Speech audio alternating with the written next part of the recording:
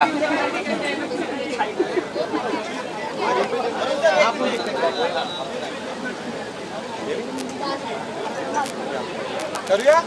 करायचं चालू।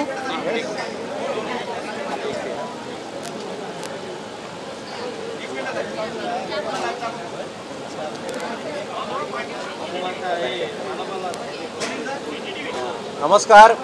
आज इकडे मी अतिशय एका मुंबईच्या, कोकणाच्या, महाराष्ट्राच्या जिव्हाळ्याच्या विषयाला घेऊन आपल्या समोर आलेलो आहे।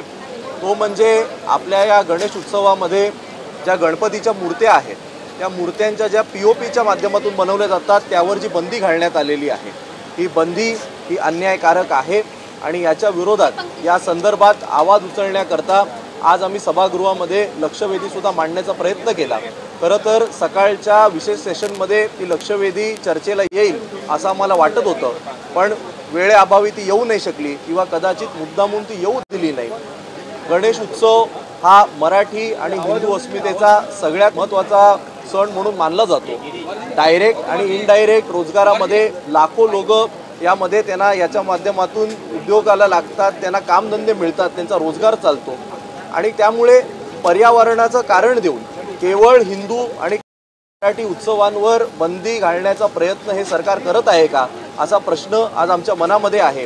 ही जी काय बंदी घालण्यात आली आहे ही CPCB म्हणजे जसं MPCB आपल्या राज्याकरता आहे तसं जे सेंट्रल पोल्युशन कंट्रोल बोर्ड आहे यांच्या डायरेक्टिव्हनुसार घालण्यात आलेली आहे। CPCB हे मोदी सरकारच्या अध्यक्षतेखाली जे सरकार आहे त्याच्या अंतर्गत येतं, त्यामुळे जर केंद्र सरकारची इच्छाशक्ती असेल तर एका मिनिटात हे डायरेक्टिव्ह बदलण्यात येतील। ते का बदलण्यात आले नाही?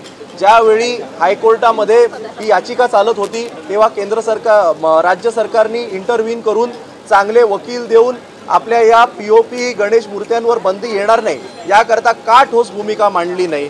मुद्दामून त्यांना गणेश उत्सव हा छोटा करायचा आहे का?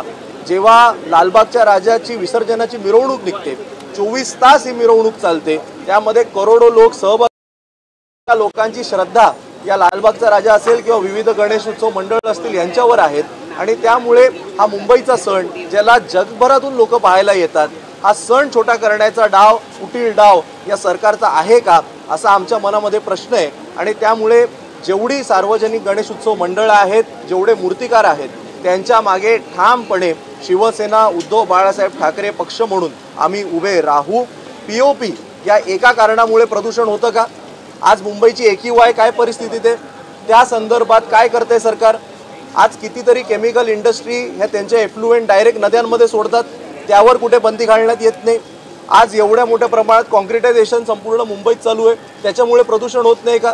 प्रदूषण हे केवळ गणपती मूर्त्या या 10 दिवस विसर्जन केल्यामुळेच होतं का?